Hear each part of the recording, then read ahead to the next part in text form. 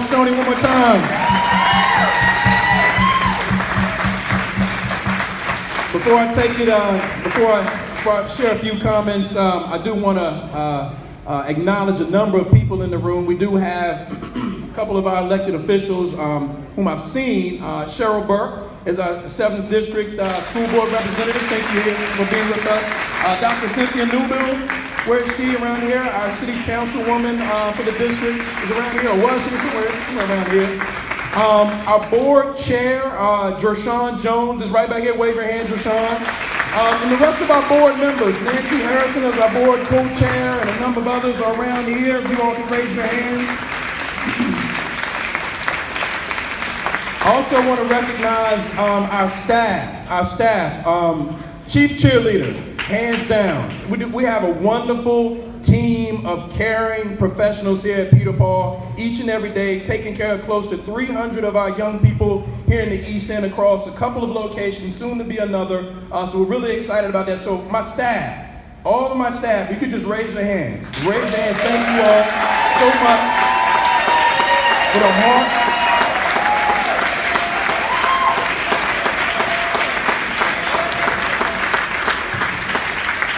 All right, how about the events committee? Where's the events committee? Wave your hands. Wave your hands, the events committee. If you do nothing else, shake their hands, because look at this ambiance. Isn't this beautiful? Isn't this beautiful? All right, also Sam Brown and True Groove. I know Sam is back here somewhere. Back here behind the curtain. I don't know where they went, but right back here. Sam is actually a former teacher here at Peter Paul as well. Thank you so much. When he kicks it back up, I expect you all to have something to eat and drink in your hands, and dancing and being merry and having a good time. That's why you all are here tonight, right? All right, look, so raise your hand if you, I think I may be the only person here that didn't know what smart casual was. Did anyone else not know what smart casual? Thank you. Okay, it wasn't just me. All right, did I pull it off? Sweater, skinny jeans. Who does this? Oh my goodness.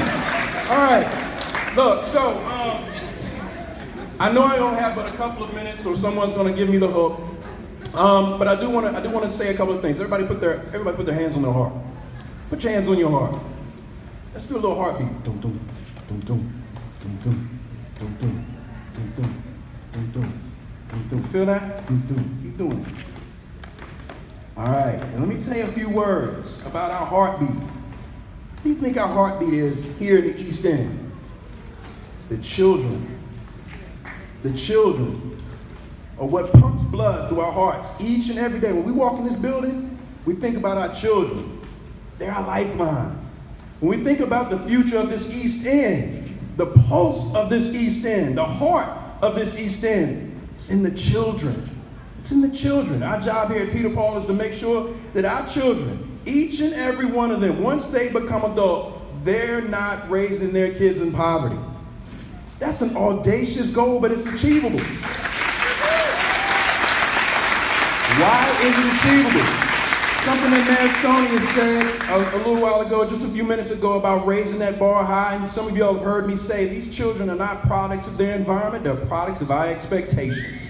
You all have heard me say that before, and we have to believe that. And we have examples of that marching through these doors each and every day. We should not dumb it down. We should not allow our children or our families and our parents to rest on this crutch of poverty that has been so persistent in this community for far too long. That's why we've got to make sure that we're doing everything in our power to take care of our children in their schools, in their homes, and in this community. And it doesn't belong to just everyone in this room, and you guys are so wonderful. You guys are so generous with your time, talent, and treasure. Look at what you all have enabled us to do with this facility. That's because of you all here. But we can't do it on our own. So our job here is to make sure that not only are we empowering and building the capacity of our children, but we're reminding our parents of their value and their capacity and their abilities to contribute positively to this community. And that's what we're doing here at Peter Paul. I think about my own experiences as a child. I didn't have somewhere like this to go as a child. I grew up in a similar situation to every child that comes through our doors. I didn't know I was poor. My mother never told me that. I didn't know I couldn't do anything. If I set my mind to something, 9 times out of 10, I did. And that carries on with me today. But when we're talking about this heartbeat,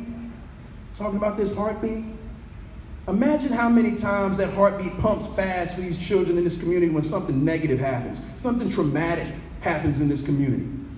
Every time that heart beats fast because of something negative, it's tearing moments, days, years off of their lives. You know what we've got to do? We've got to replace those traumatic experiences with some of those experiences back in our education wing.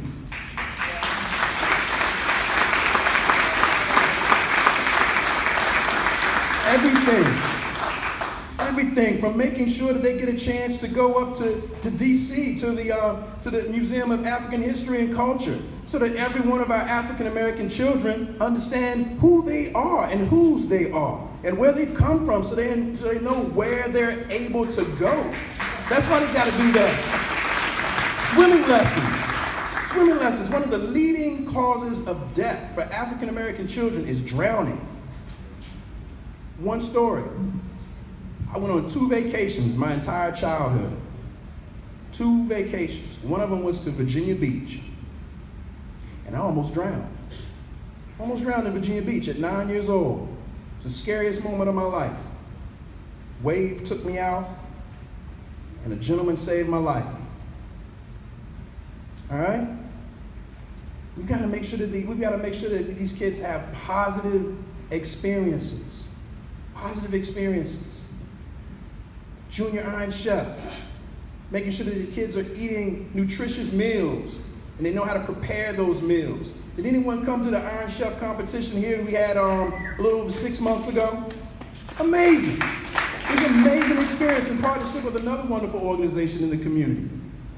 We've got to make sure that these kids are replacing those heartbeats that are taking years off of our children and our families, and we're replacing them with experiences that add years, that keep those smiles on our children's faces, that keep those light bulbs lit.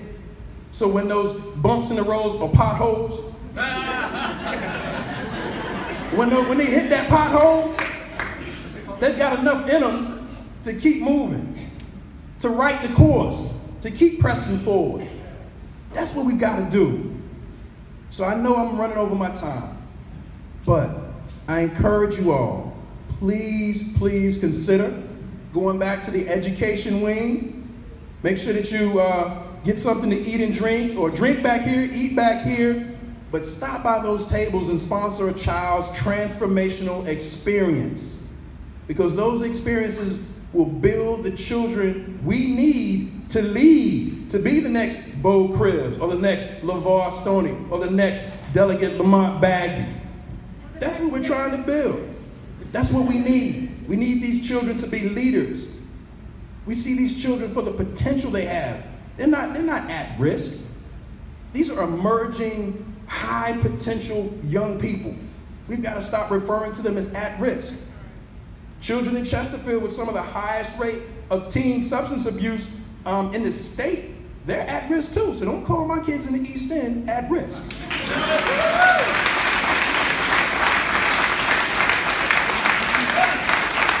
Can y'all do that for me?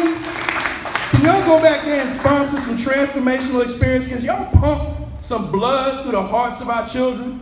Can y'all do that for me? Are y'all ready to have a good time tonight? Are y'all gonna stick it out with me? I love y'all so much. Have a great evening.